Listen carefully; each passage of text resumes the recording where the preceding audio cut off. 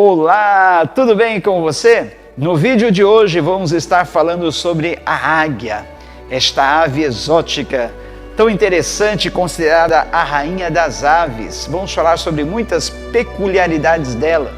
Mas antes, gostaria que você se inscrevesse no nosso canal, ativasse o sininho para receber informações quando postarmos vídeos úteis para você e compartilhasse aí, divulgasse o nosso canal, ok? Então vamos lá? A águia é o nome comum dado a algumas aves de rapina, geralmente de grande porte, carnívoras e de grande acuidade visual. Costumam fazer seus ninhos em locais altos, como por exemplo, topo de montanhas, árvores de grande porte.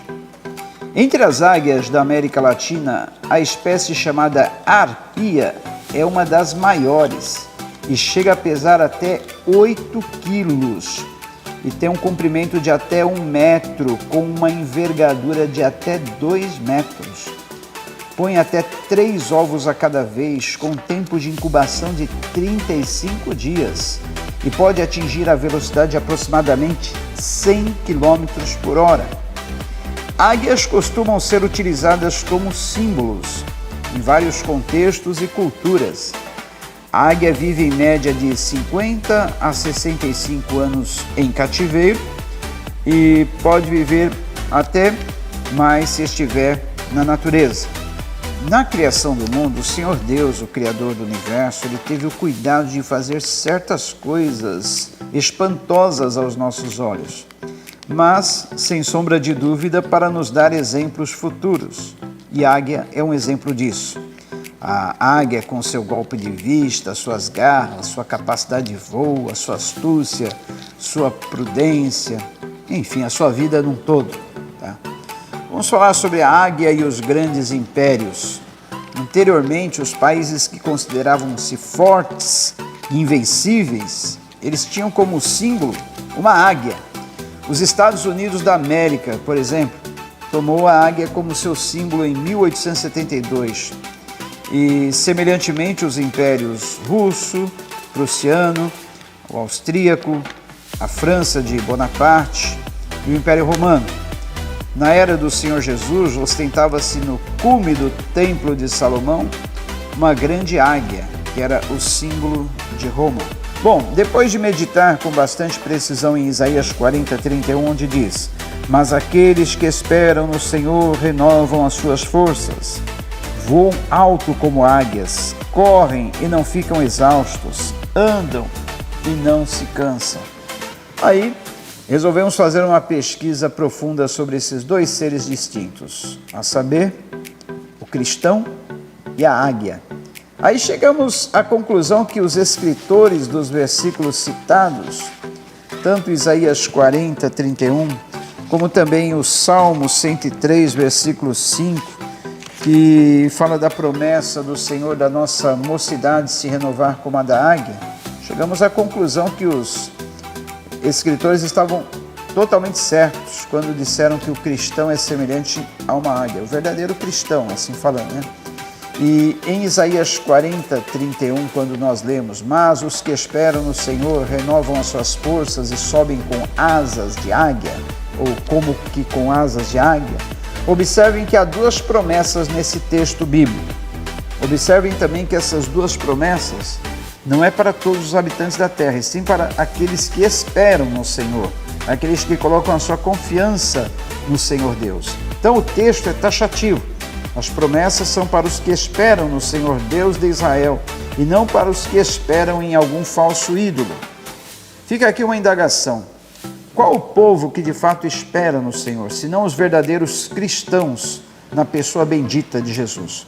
Então o texto que nós lemos diz que para estes há duas promessas. Primeiro, forças renovadas, a promessa de renovar as forças, e a segunda promessa, de subir aos céus, semelhantemente a uma águia. O que será que Isaías viu na águia ou nas águias para usá-las como figura, símbolo, tipo do cristão? Segundo o Dr. Russell Wallace, grande ornitólogo, há no mundo cerca de 10.087 tipos de aves. E por que, em meio a 10.087 tipos de aves, Isaías não usou um outro pássaro qualquer? Ele poderia usar uma codorna, uma andorinha, um bem-te-vi, um sabiá, o rouxinol, quem sabe? Mas por que ele usou uma águia? A resposta não é outra senão: nenhuma outra ave poderia representar tão bem o verdadeiro cristão como a águia. Diz a ornitologia que nenhuma outra ave é tão unida quanto as águias. Elas são tão unidas, mas tão unidas, que quando um caçador chega a capturar uma delas, as demais choram literalmente. Elas sentem a falta da águia capturada. Será que isso é companheirismo? Com certeza, né? Assim deve o verdadeiro cristão que deseja ser como águia amar o seu irmão com amor ágape, amor sacrificial.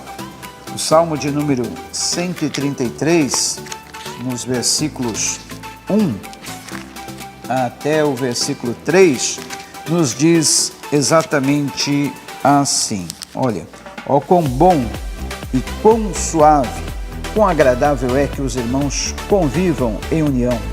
É como óleo precioso derramado sobre a cabeça, que desce pela barba de Arão, até a gola das suas vestes. É como o orvalho do Hermon quando desce sobre os montes de Sião. Ali o Senhor concede a bênção de vida para sempre. Que bonito, né? Então, é assim, a comunhão, a união tão preciosa, o povo judeu considera tão preciosa essa união, que ele a compara com dois elementos caríssimos e raríssimos lá na Judéia, nas terras de Israel, que é o óleo da unção feito com especiarias caríssimas e com o orvalho do Hermon, aquela água que escorre através do degelo primaveril do monte e irriga toda a planície do Hermon. Tão preciosa que é aquela água para a agricultura, tão preciosos são aqueles elementos, aquelas especiarias que compunham o óleo, por causa que Israel vive em meio a um deserto. Então eles consideravam esses dois elementos, o óleo da unção, a água tão preciosa, tão preciosos quanto a comunhão entre os irmãos, a união. Pois bem, vamos falar sobre a visão da águia. O golpe de vista da águia é, humanamente falando, incomparável. É a única ave que encara por quantas horas quiser o resplendor do sol. A águia é dotada de um grande poder visual. Tem olhos graúdos, de natureza que o mesmo ocupa quase 1/3 do seu crânio. E, segundo a ornitologia, o cristalino dos olhos da águia, ele pode focalizar uma formiga a cerca de 10.000 metros de altitude e em linha reta horizontal pode detectar isso a 20 quilômetros de distância. Olha que visão acurada tem a águia. Que golpe de vista, hein? E que lição aprendemos aqui?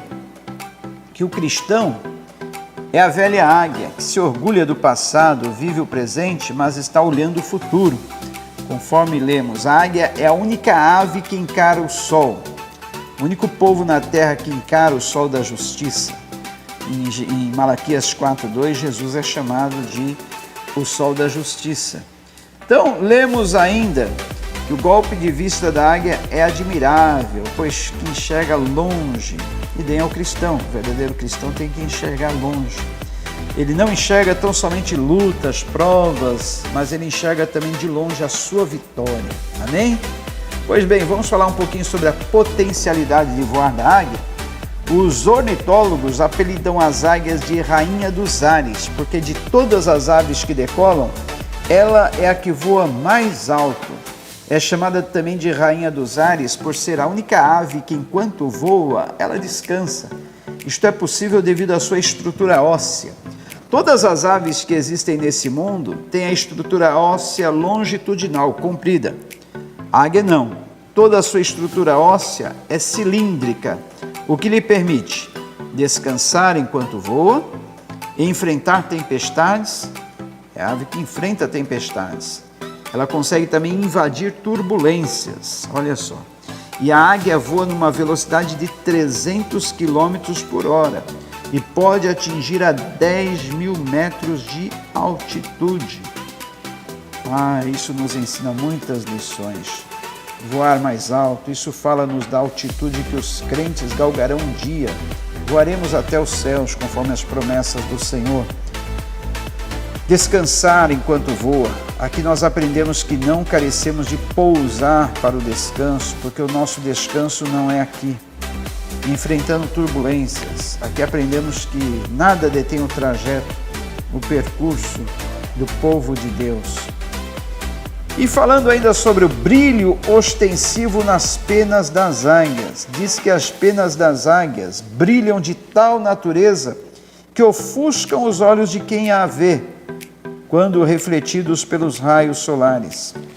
Pois bem, assim deve ser o cristão águia, brilhando sempre com o reflexo da glória de Deus. Vamos falar um pouco sobre as garras da águia? Sim, a águia, ela usa suas garras como instrumento de defesa e ataque. As garras são tão importantes para elas quanto os braços são para os homens. Suas garras funcionam como trava.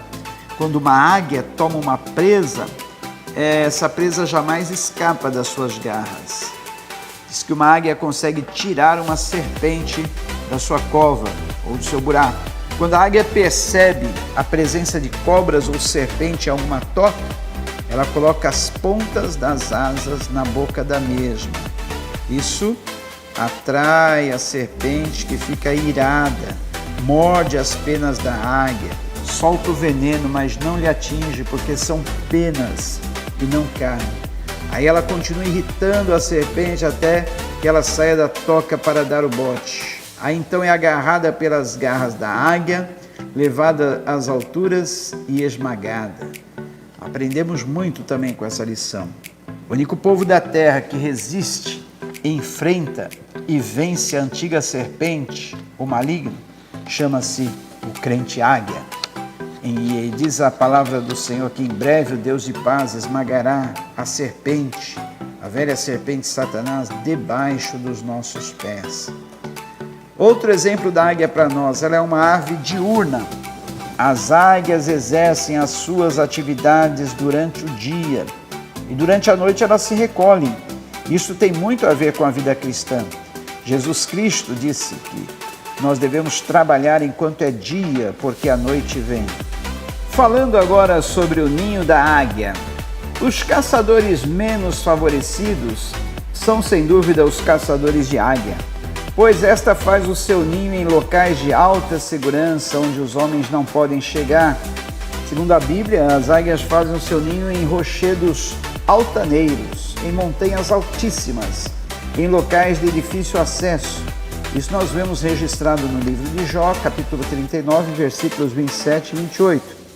Uma vez achando o local ideal para o seu ninho, a águia vai até uma região espinhosa e transporta através de suas garras até o cume do monte uma boa quantidade de espinhos pontiagudos. Depois, ela vem em alta velocidade e quando avista uma manada de carneiros, ela apanha um filhote distante da manada, mata-o e desfola-o cuidadosamente. Para quem não sabe, o bico de uma águia é tão afiado quanto uma faca de açougueiro. Ela come a carne do cordeiro junto com as suas companheiras e o couro do cordeiro é levado para secar. Uma vez seco, ele é transportado para o ninho. Esta estende o couro do cordeiro sobre os espinhos pontiagudos, assenta-se ali e põe 4 ovos. 2 propositadamente são dispensados rochedo abaixo. Os outros 2 são chocados no período de 35 até 45 dias. Ao nascer os filhotes, a águia fica na incumbência de alimentá-lo. Enquanto ela sai para buscar a presa, os filhotes são vigiados pelo pai. Quando os filhotes já estão revestidos de plumagem, a águia mãe chega na ponta do ninho e convida os seus filhotes a subirem em suas costas. Porém, o medo da altura em que estão não permite que eles atentem ao chamado da velha águia. Ela, irada por ser desobedecida, puxa o tapete e eles caem sobre os espinhos. Aí, piando de dor, Eles sobem nas costas da velha águia e a rainha dos ares alça voo em direção aos céus. 2 horas de voo, mais ou menos, é hora de ensinar os seus filhotes a voarem. Ela baixa uma das asas e os filhotes descem. Batem as asas desesperadamente, mas ainda não sabem voar. Quando estão perto de espatifarem-se, ela dá um voo rasante e apara os seus filhotes em suas costas. Este processo é reiniciado por várias vezes, até que as águiazinhas alcem o seu voo.